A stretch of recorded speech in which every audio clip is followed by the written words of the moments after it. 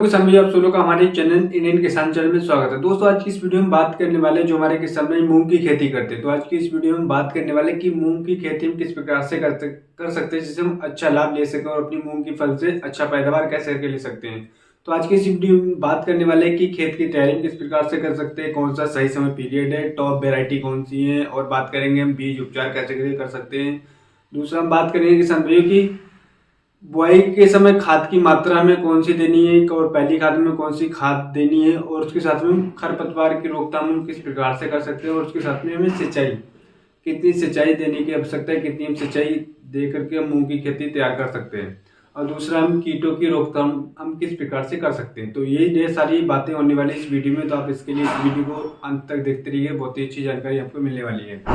यदि आपने अभी तक हमारे चैनल को सब्सक्राइब नहीं किया तो हमारे चैनल को सब्सक्राइब करिएगा और हमारे वीडियो को ज़्यादा से ज़्यादा शेयर करिएगा, जिससे हमारी बातें जो हमारे युवा किसान में जिन्होंने जल्दी किसानी स्टार्ट करी उन तक पहुंच सके, वो अपनी मूंग की फसल से अच्छा लाभ ले सके। तो आइए हम स्टार्ट करते हैं आज की वीडियो की मूंग की खेती करने के लिए सबसे पहले हमें क्या कार्य करना होता है। सबसे पहले करना होता है खेत की तैयारी। दोस्तों खेत की तैयारी हम किस प्रकार से करें जिससे हम अपनी मूंग की फसल से अच्छा लाभ कैसे करके ले सकते हैं।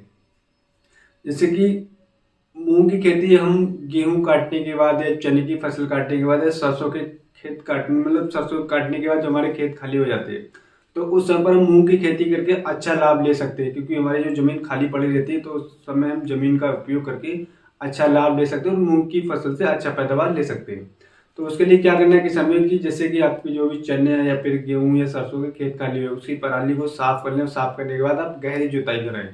गहरी जुताई कल्टीवेटर से एक बार कराएं, उसके बाद रोटावेटर से जुताई कराने के बाद उसमें आपको एसएसपी सिंगल सुपर फास्फेट एक बोरी बिखेर देना है पाउडर फॉर्म में, और उसके साथ में आपको फिर से रोटावेटर से जुताई कराने के बाद खेत को बराबर कर लेना है, और उसके बाद में आपको मूंग की बुआई कर देना है।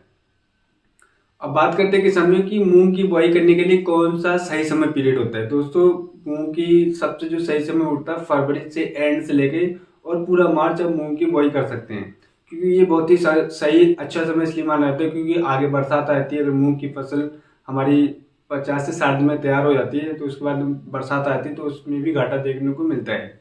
तो आप 20 फरवरी से लेकर स्टार्ट के लास्ट के 30 मार्च तक मूंग की बुआई करके आप अच्छा लाभ ले सकते हैं। अब बात करते हैं दोस्तों की टॉप वेरायटी कौन सी है। दोस्तों मैं आपको बताना चाहूँगा जो हमारे एरिया में टॉप वेरायटी है वो मैं आपको बताना चाहूँगा। जैसे कि हमारे एरिया में पूसा विराट काफ़ी ज़्यादा फेमस वेरायटी है, उसके साथ में शिखा जो वेरायटी आती है वो भी काफ़ी अच्छी वेरायटी फेमस है, और MH421 आती है वो भी अच्छी वेरायटी है, और IPM 410-3 ये वेरायटी काफ़ी अच्छी वेरायटी मानी जाती है, और एक आती है सम्राट PDM 139। ये वेरायटी कुछ वेरायटी हमारे एरिया में काफ़ी ज़्यादा फेमस है। तो आप अपने एरिया के हिसाब से वेरायटी का चयन कर सकते हैं। आप अपने कृषि संशोधन या फिर मार्केट में या आपके जो पड़ोस में जो भी हमारे किसान भाई मूंग की खेती करें उनसे पूछकर वेरायटी का चयन करें। लेकिन दोस्तों आपको अच्छी वेरायटी का चयन करना है, तभी आप अच्छे लाभ ले पाएंगे। अब बात करते हैं किसान भाई की जैसे कि मूंग की खेती करने के लिए अपने खेत तो तैयार कर लिया, बीज का भी चयन कर लिया। अब बात करते हैं कि बुआई करने से पहले आपको एक कार्य और करना है, वो करना है आपको बीज उपचार।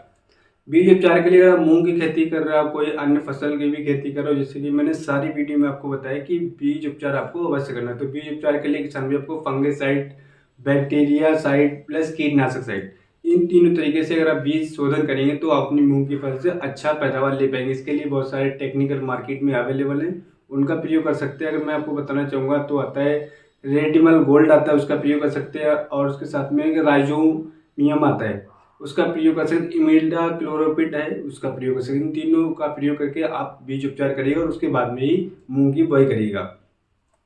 अब बात करते हैं कि कतार से कतार की दूरी हमें कितनी रखना चाहिए, लाइन से लाइन की दूरी कितनी रखनी चाहिए, इसमें काफ़ी हमारे किसान में कन्फ्यूज होते हैं।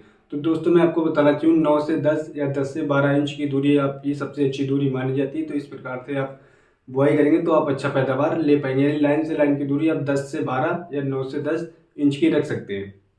अब बात करते हैं किसान भाई की बुआई करते समय खाद की मात्रा, ये बहुत ही ज़्यादा अति आवश्यक टॉपिक है कि इस टॉपिक को आप ध्यानपूर्वक सुनिएगा दोस्तों, क्योंकि ये एक टॉपिक ऐसा है अगर आपने इसमें मिस कर दिया तो आपकी मूंग की फसल में अच्छा पैदावार आप नहीं ले पाएंगे। तो उसके लिए आपको किसान भाई क्या करना है, जब आप खेत की बुआई मूंग की बुआई करने जा रहे हैं, आपने बीज उपचार कर लिया, आप बुआई करने जा रहे हैं तो आपको खाद की जरूरत पड़ेगी। तो कौन सी सही डोज है वही मैं आपको बताने वाला हूँ। जैसे कि हमने जब खेत की तैयारी करी तब हमने SSP सिंगल सुपर फास्फेट एक बोरी डाला था।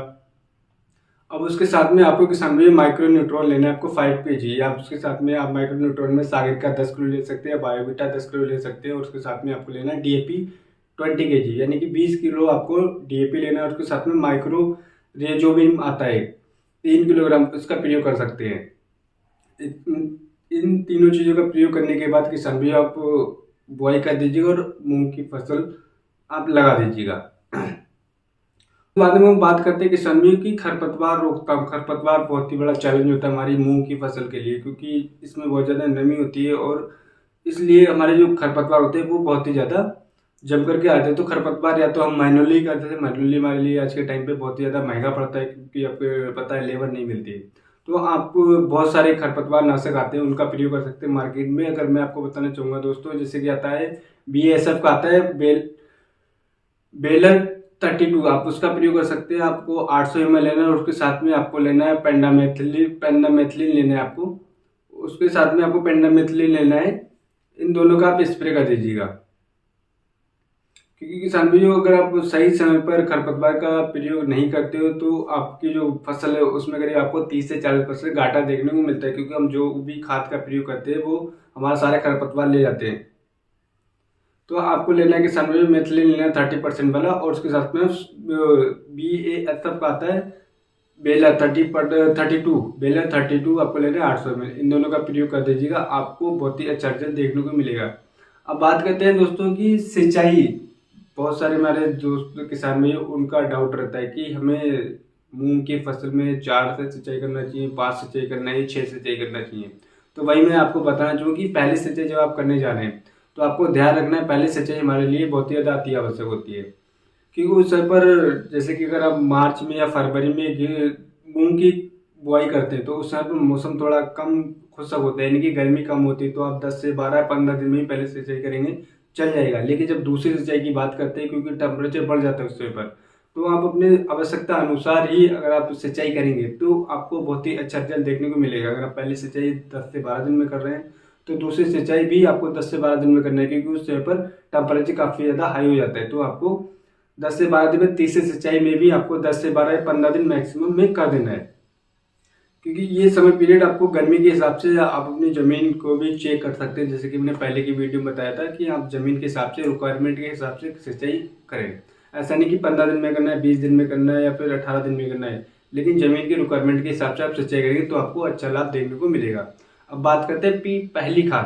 पहली खाद बहुत ही ज़्यादा अति आवश्यक होती है दोस्तों, क्योंकि मूंग की फसल अगर पहली खाद सही समय पर देते हैं और उसकी सही डोज देते हैं तो हमारी फसल होती है बहुत ही अच्छा रिजल्ट हमें देती है और हमारी पैदावार बहुत ही अच्छी निकल करके आती है।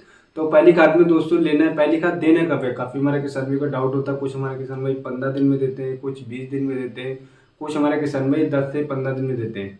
तो जो सही डोज है, जो सही समय पीरियड है दोस्तों 10 से 12 है, 10 से 14 है, 15 दिन लास्ट। दोस्तों ध्यान रखें कि 15 दिन लास्ट आपको पहली खाद का प्रयोग करना है। पहली खाद में कौन सी खाद का प्रयोग करना है उसमें भी काफ़ी हमारे किसान भाइयों का डाउट है।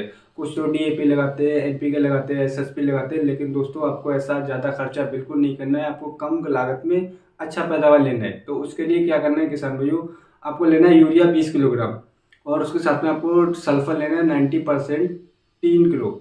इन दोनों को जड़ों में देने के बाद आप सिंचाई कर दीजिए और आप देखिए आपको रिजल्ट बहुत ही बेहतरीन रिजल्ट देखने को मिलेगा, बहुत ही अच्छा रिजल्ट देखने को मिलेगा, क्योंकि ये एक सही डोज है। मैं काफ़ी समय से इसका प्रयोग करता आ रहा हूँ, आप भी इसका प्रयोग करेंगे तो आपको खुद पता लगेगा।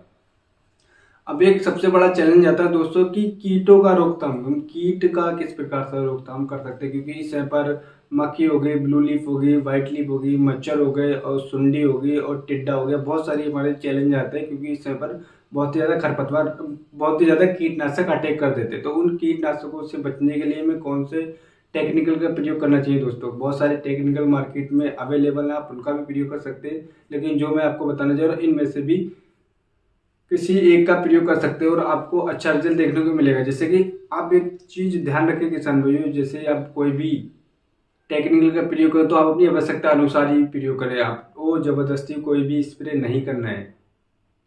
तो जैसे कि एक आता है UPL का आता है साफ फंगिसाइड, आप उसको लीजिएगा 200 ग्राम और उसके साथ में इमेजेक्शन बेंजीनेट आता है, इमेजेक्शन बेंजीनेट आता है, उसको लेना है आपको 40 ग्राम।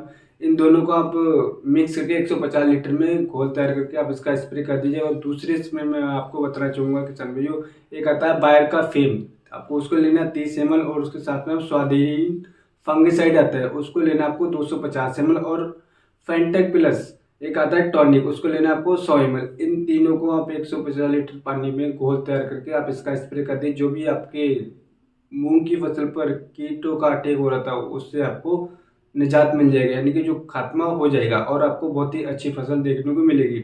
और तीसरी जो स्प्रे मैं आपको बताना चाहूँगा कि अगर आपको लगता है कि आपको तीसरी स्प्रे करना तो आपको लेना है कोराजिन। कोराजिन किसान भाइयों आपको ही पता है कोराजिन का बहुत ही अच्छा रिजल्ट देखने को मिला। कोराजिन ले सकते हैं, उसको 50 ml लेना है और 150 लीटर पानी में घोल तैयार करके आपको स्प्रे कर देना है। दोस्तों जैसे कि मैंने यहाँ पे कीटनाशक के लिए आपको 3 स्प्रे बताए। कुछ हमारे किसान भाई 3 स्प्रे का प्रयोग करते हैं, कुछ 2 स्प्रे का प्रयोग करते हैं, लेकिन आपको ध्यान रखना है आपको स्प्रे का प्रयोग अपनी आवश्यकता अनुसार करना है। जैसे कि आपकी फसल की जो रिक्वायरमेंट है उसके हिसाब से आपको स्प्रे करना है। तो अगर आपको बहुत ही ज़्यादा ज़रूरत लग रही तो अब आप 3 स्प्रे का प्रयोग करें, बाकी आप अपनी आवश्यकता अनुसार ही प्रयोग करना है क्योंकि आपको कम लागत में अच्छा लाभ लेना है। कुछ हमारे किसान भी बोलते हैं कि इस समय पर हमें NPK 19-19 का प्रयोग करना चाहिए नहीं करना चाहिए। तो दोस्तों मैं आपको इस पर बताना चाहूँगा कि जैसे कि आप NPK का प्रयोग करना चाहते हैं तो अगर आपको लग रहा है कि आपकी फसल में इसकी आवश्यकता है, आपकी फसल पीली हो रही है, आपने फसल में कोई झटका दिखाई दे रहा है कि छोटी बड़ी दिखाई दे रही है या फिर उसका हरापन नहीं है, तो आप NPK 19-19 का प्रयोग कर सकते हैं। या अगर आपको लग रहा है कि आपकी फसल हरी भरी है, देखने में अच्छी लग रही है, तो आपको इसका प्रयोग करने की आवश्यकता नहीं है। आपको कुछ भी साइड इफेक्ट लग रहा है तब आप इसका प्रयोग करेंगे, तब आपको अच्छा रिजल्ट देखने को मिलेगा। दोस्तों जैसे कि मैंने आपको बताया जो मूंग की जो फसल है वो एक कम अवधि की फसल होती है और उससे हम अच्छा लाभ ले सकते हैं। जैसे कि मैंने आपको बताया कि इन चीज़ों का आप प्रयोग करेंगे, ये जो मैंने आपको बेसिक सी चीज़ें बताई, आप इन बेसिक सी चीज़ों पे कार्य करें तो आप मूंग की फसल से अच्छा पैदावार ले सकते हैं। क्योंकि वो कुछ वेराइटी तो 52 से 55 दिन में तैयार हो जाती हैं, लेकिन कुछ वेराइटी 60 दिन में पकड़ के तैयार हो जाती हैं। तो किसान भी आप मूंग की खेती करिएगा, जैसे कि जो आप खाली आपको ज़मीन पड़ी थी उसका प्रयोग करिएगा और मूंग की खेती करके आप अच्छा लाभ लीजिएगा। तो उम्मीद करता हूं दोस्तों कि मैं आपको एक सही और एक सटीक जानकारी दे पाया। अगर हमारी वीडियो आपको पसंद आई दोस्तों तो हमारे चैनल को सब्सक्राइब करना बिल्कुल नहीं भूलिएगा और हमारे वीडियो को ज़्यादा से ज़्यादा शेयर करिए, जिससे हमारे आने वाले समय बहुत ही अच्छे ज्ञानवर्धक वीडियो आपको मिलते रहे और आप काफ़ी ज्ञानवर्धक वीडियो देखते रहें। दोस्तों अगर आपको कोई भी सवाल है, कोई भी डाउट है मूंग की फसल से रिलेटेड तो आप हमें कमेंट कर सकते हैं। आपको जो सवाल होगा उसको मैं तुरंत ही जवाब देने की कोशिश करूँगा। तो अगली वीडियो मिलते हैं दोस्तों नई वीडियो में नई जानकारी के साथ। धन्यवाद दोस्तों।